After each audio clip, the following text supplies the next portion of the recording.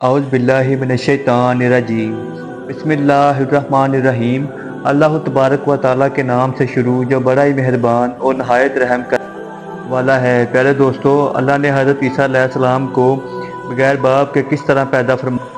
اور حضرت عیسیٰ علیہ السلام کی ولادت کس طرح ہوئی، اور کس طرح اللہ تبارک و تعالیٰ نے حضرت عیسیٰ علیہ السلام کو بچپن میں ہی قوت گویائی عطا فرمائی، اور کس طرح اللہ تبارک و تعالیٰ نے حضرت عیسیٰ علیہ السلام کی قوم پر آسمانوں سے کھانا نازل فرمایا، اور حضرت عیسیٰ علیہ السلام کی قوم نے کس طرح اللہ تبارک و تعالیٰ کی نافرمانی کی، اور پھر اللہ تبارک و تعالیٰ نے اس قوم کو بندر اور سور کس وجہ سے بنایا۔ ان تمام تر سوالات کے جوابات قرآن و حدیث کی روشنی میں ہم آپ کو آج کی اس ویڈیو میں بتائیں گے، لہٰذا آپ سے گزارش ہے کہ ہماری اس ویڈیو کو اینڈ تک ضرور دیکھیے گا۔ روایات میں آتا ہے کہ ایک دن حضرت مریم علیہ السلام بیت المقدس کے ایک کمرے میں اللہ تبارک و تعالیٰ کی عبادت میں مشغول تھی کہ اچانک ان کے کمرے میں ایک اجنبی شخص داخل ہو گیا۔ وہ اجنبی شخص دراصل حضرت جبرائیل علیہ السلام تھے، جو انسانی شکل میں حضرت مریم علیہ السلام کے پاس آئے۔ حضرت مریم علیہ السلام ان کو دیکھ کر بہت ہی ڈر گئی اور ان سے کہنے لگی، میں تجھ سے رحمان کی پناہ مانگتی ہوں۔ چنانچہ حضرت جبرائیل علیہ السلام فرمانے لگے، میں تو اللہ تبارک و تعالیٰ کی طرف سے بھیجا ہوا فرشتہ ہوں، اور میں تمہیں ایک پاکیزہ بیٹے کی خوشخبری دینے کے لیے آیا ہوں۔ اور یہ سن کر حضرت مریم علیہ السلام مزید تعجب ہوا تو وہ کہنے لگی، مجھ سے یہ بچہ کس طرح پیدا ہو سکتا ہے، حالانکہ میرا تو نکاح ہی نہیں ہوا اور برائی کا مجھے تو تصور بھی نہیں، اور میرے جسم پر کسی انسان کا ہاتھ بھی نہیں لگا، اور نہ ہی میں نے کبھی بدکاری کی، تو مجھے بچے کی پیدائش کس طرح ہو سکتی ہے۔ حضرت مریم علیہ السلام کی یہ بات سن کر حضرت جبرائیل علیہ السلام نے حضرت مریم رضی اللہ عنہ سے فرمایا، یہ بات سچ ہے کہ آپ کو کسی مرد نے نہیں چھوا، لیکن اللہ تبارک و تعالیٰ اس بات پر قادر ہے کہ وہ بغیر خاوند کے یا بغیر کسی اور بات کے اولاد دے سکتا ہے، اور وہ جو چاہتا ہے وہ کرتا ہے۔ بے شک اللہ تبارک و تعالیٰ اس بچے کو، اس واقعے کو اپنے بندوں کے لیے پکیزگی کا سبب بنا دے گا، اور اس بچے کا بغیر باپ کے پیدا ہونا اللہ تبارک و تعالیٰ کی قدرت کی ایک بہت بڑی نشانی ہوگی، تاکہ لوگ یہ جان لیں کہ اللہ تبارک و تعالیٰ کو ہر چیز پر قدرت حاصل ہے، اور وہ جو چاہتا ہے وہ پیدا کرتا ہے۔ جس طرح اللہ تبارک و تعالیٰ نے حضرت آدم علیہ السلام کو بغیر کسی عورت کے اور بغیر کسی مرد کے پیدا کیا، اور حضرت اماں حوا رضی اللہ عنہ کو صرف مرد سے بغیر عورت کے پیدا کیا،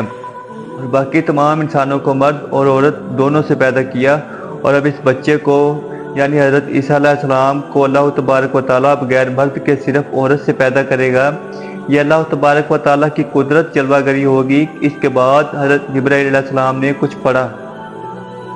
اور حضرت مریم رضی اللہ عنہ پر پھونک ماری اور ان کو حمل ٹھہر گیا۔ جیسے جیسے بچے کی پیدائش کا وقت قریب آتا گیا، ویسے ہی حضرت مریم رضی اللہ عنہ کی پریشانی میں اضافہ ہوتا گیا۔ وہ اس بات کو لے کر پریشان رہنے لگی کہ کس طرح میں اپنی قوم کو سمجھاؤں گی، اور میں کس طرح اپنی قوم کا سامنا کروں گی کہ لوگ مجھ پر زنا کی تہمت لگائیں گے اور بے جا الزامات لگائیں گے۔ ان الزامات سے بچنے کے لیے حضرت مریم علیہ السلام ایک پہاڑی پر چلی گئی، جس کو پہاڑی سراقہ بھی کہا جاتا ہے۔ اس جگہ کو بعد میں بیت الحلم کہا جانے لگا۔ وہاں پر آپ کو درد ذا کی تکلیف محسوس ہونا شروع ہو گئی، چنانچہ آپ کو ایک کھجور کے درخت کے نیچے ٹیک لگا کر بیٹھ گئی۔ درد ذا کو آپ کو یہ فکر لاحق تھا کہ میں اپنے عزیز و اقارب کو کس طرح مطمئن کروں گی اور کس طرح ان کو سمجھاؤں گی کہ لوگ مجھے بدکار سمجھیں گے اور طرح طرح کی تہمتیں لگائیں گے۔ آپ اسی سوچ میں مشغول تھی کہ اسی دوران حضرت عیسیٰ علیہ السلام کی ولادت ہو گئی، تو حضرت جبرائیل علیہ السلام نے وادی کے نیچے سے آواز دی، اے مریم علیہ السلام، پریشان نہ ہو، تمہارا پروردگار تمہارے ساتھ ہے، اور تمہارے رب نے تمہارے لیے ایک چشمہ جاری کر دی ہے، اور اس کھجور کے درخت کو بلاؤ تو اللہ تبارک و تعالیٰ آپ کے سامنے تر و تازہ کھجوریں گرا دے گا۔ آپ پریشان نہ ہوں اور یہ تر و تازہ کھجوریں کھائیں اور چشمے کا ٹھنڈا پانی پئیں، اور اپنے بچے کو دیکھ کر اپنی آنکھوں کو ٹھنڈا کریں۔ اس طرح حضرت مریم کو 40 دن تک وحی قیام کرنے کا حکم ملا، اور ان سے کہہ دیا گیا کہ اگر تمہیں کوئی بھی انسان نظر آئے تو اشارے سے کہہ دینا کہ میں نے روزہ رکھا ہوا ہے اور میں آج کسی شخص سے بات نہیں کروں گی۔ 40 دن کے بعد جب حضرت مریم علیہ السلام نے اپنے بیٹے کو لے کر اپنے گھر تشریف لائیں تو بستی والوں نے دیکھا کہ آپ کی گود میں ایک بچہ بھی ہے۔ اس بچے کو دیکھتے ہی بستی والوں نے شور مچانا شروع کر دیا اور آپ پر طرح طرح کی تہمتیں لگانے لگے، اور حضرت مریم علیہ السلام کو کہنے لگے کہ تو نے یوسف سے زنا کیا ہے، نہ تو تیرا باپ ایسا تھا اور نہ ہی تیری ماں ایسی تھی۔ اسی دوران تمام بستی والے حضرت مریم رضی اللہ عنہ کے قریب جمع ہو گئے اور آپ پر طرح طرح کی تہمتیں لگانے لگے اور آپ کو اذیتیں دینے لگے، اور آپ کے خاندان والے کہنے لگے کہ مریم نے اور ان کے منگیتر یوسف کو زنا کے جرم میں سزا ملنی چاہیے۔ ان بستی والوں کی باتوں کو سن کر حضرت مریم علیہ السلام نے بستی والوں سے کہا کہ میں نے کوئی زنا نہیں کیا اور نہ ہی میں نے کوئی بدکاری کی۔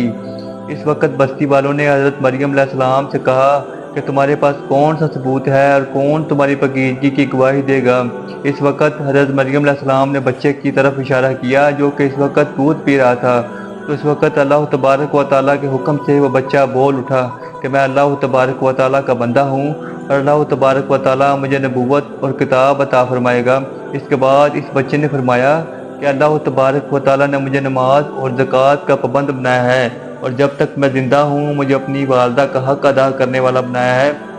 اور مجھ کو سرکش اور بدبخت نہیں بنایا۔ اللہ تبارک و تعالیٰ کی سلامتی ہے مجھ پر، اور جب میں پیدا ہوا اور جب میں مروں گا اور جب دوبارہ زندہ کر کے اٹھایا جاؤں گا۔ اس طرح اللہ تبارک و تعالیٰ کا معجزہ دیکھ کر اس نومولود بچے کی گفتگو سن کر کچھ لوگ تو یقین کرنے لگے کہ حضرت مریم علیہ السلام پاک دامن ہے اور یہ بچہ اللہ تبارک و تعالیٰ کا معجزہ ہے، لیکن زیادہ تر لوگ حضرت مریم علیہ السلام پر تہمت لگاتے رہے۔ ان تمام تر تکالیف کے باوجود وقت یوں ہی گزرتا رہا، اور جب حضرت عیسیٰ علیہ السلام کی عمر مبارک 7 سال کی ہوئی تو یہودیوں نے ان کو بہت زیادہ تنگ کرنا شروع کر دیا اور بیت المقدس کے حالات خراب ہونے لگے۔ تو حضرت مریم علیہ السلام نے اپنے بیٹے حضرت عیسیٰ علیہ السلام کو لے کر مصر کی طرف ہجرت کر گئی۔ آپ نے اپنی زندگی کے کچھ سال مصر میں ہی گزارے۔ اس کے بعد پھر اللہ تبارک و تعالیٰ کے حکم سے آپ دوبارہ فلسطین میں تشریف لے آئیں۔ پھر اللہ پاک نے 30 سال کی عمر میں حضرت عیسیٰ علیہ السلام کو انجیل عطا فرمائی۔ اللہ پاک نے حضرت عیسیٰ علیہ السلام کو بے شمار معجزات سے نوازا تھا، جن میں قابل ذکر معجزات یہ ہیں کہ حضرت عیسیٰ علیہ السلام غیر والد کے پیدا ہوئے اور ماں کی گود میں ہی گفتگو کرنا شروع کر دیا، اور حضرت عیسیٰ علیہ السلام مٹی کا پرندہ بنا کر جب اس پر پھونک مارتے تو وہ اڑنے لگتا۔ حضرت عیسیٰ علیہ السلام پیدائشی نبینے کی آنکھوں پر ہاتھ پھیرتے تو وہ اس کی نظر درست ہو جاتی، اور کور اور جذام کے مریضوں کو ہاتھ لگاتے تو وہ بالکل تندرست ہو جاتے، اور جب کچھ لوگ کھاتے پیتے یا اپنے گھروں میں چھوڑ کر آتے، سب کچھ ان کو علم ہوتا اور سب کچھ تفصیل کے ساتھ ان لوگوں کو بتا دیتے، اور ان سب معجزات کے باوجود بھی بنی اسرائیل کی قوم آپ پر ایمان نہ لائی اور آپ کو جھٹلاتے رہے۔ اس طرح آپ پر تہمتیں لگاتے رہے، اور چند لوگ ہی ایسے تھے جن کی تعداد بتائی جاتی ہے، یہی لوگ حضرت عیسیٰ علیہ السلام پر ایمان لائے۔ یہ تو قرآن میں بھی ان لوگوں کے بارے میں بتایا گیا ہے۔ ان کو قرآن میں حوارین کے لقب سے پکارا گیا ہے، جس طرح کہ اللہ پاک نے قرآن پاک میں ارشاد فرمایا، جب حضرت عیسیٰ علیہ السلام نے ان کے کفر کو محسوس کر لیا تو کہنے لگے اللہ تبارک و تعالیٰ کی راہ میں میری مدد کرنے والا کون کون ہے؟ تو حواریوں نے جب جواب دیا، ہم اللہ تبارک و تعالیٰ کی راہ میں آپ کی مددگار ہیں، ہم اللہ تبارک و تعالیٰ پر ایمان لائے۔ حواریوں نے کہا ہم آپ کے تابع دار ہیں۔ اس کے بعد حضرت عیسیٰ علیہ السلام تبلیغ کی غرض سے اپنے حواریوں کو لے کر شام کی طرف روانہ ہو گئے اور وہاں پر اللہ تبارک و تعالیٰ کا پیغام پہنچانا شروع کر دیا، لیکن وہاں پر بھی بنی اسرائیل کے لوگوں نے آپ کی طرف مخالفت کی اور آپ کو طرح طرح کی تکالیف پہنچانا شروع کر دی اور ہر طرح سے آپ علیہ السلام کو اذیتیں دینا شروع کر دی۔ پھر ایک دن حضرت عیسیٰ علیہ السلام کی حواریوں نے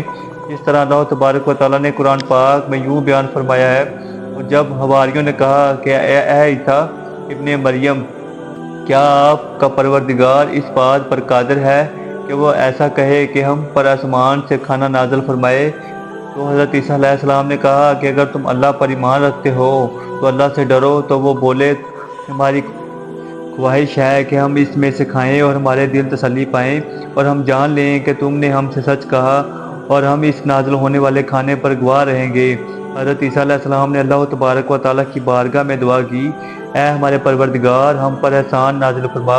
اور ہمارے لیے وہ دن عید کا دن قرار پائے، یعنی ہمارے اگلوں کے لیے اور ہمارے پچھلوں کے لیے، اور وہ تیری طرف سے نشانی ہو اور ہمیں رزق عطا فرما، بے شک تیری ذات بہتر رزق عطا فرمانے والی ہے۔ تو اللہ تبارک و تعالیٰ نے فرمایا کہ میں نے تم پر ضرور کھانا نازل فرماؤں گا، لیکن جو اس کے بعد تم میں سے کفر کرے گا اسے ایسا دردناک عذاب ملے گا کہ اہل عالم میں سے کسی کو ایسا دردناک عذاب نہ